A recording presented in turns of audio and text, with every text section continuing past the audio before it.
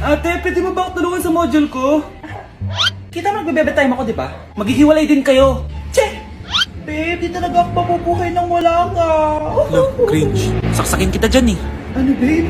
Saksakin kita ng pagmamahal ko, babe. Baliw! A few moments later. Nay, pwede mo ba ako tulungan sa module ko? Grabe na talaga, pare. Ay, may ginagawa ko, anak. Wait lang. Darling? Yes, darling? Tulungan mo nga yung anak natin. Kaya niya na yan. Apakatamad mo talaga. Ikaw nga, puro chismis ginagawa mo eh. Aba, tulungan mo na. Parang di mo anak yun Talaga, di ko naman anak yun. Winawash mo talaga ako, no? Di doon ka na sa anak ng kapit mo. Okay, sabi mo eh. Di dyan ka na sa ampon mong anak. Ampon lang ako. Di magsama kayo ng kapit mo. Sige, maghiwalay na tayo. Sige, maghiwalay tayo. Sinong tinakot mo? Tama na. Sinungaling ka, Nay. Tinago mong ampon lang ako. Anak, sorry, tinago ko sa'yo.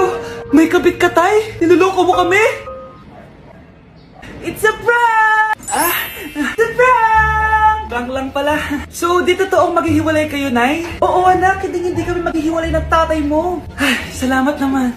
Pero totoo yung ampon ka talaga.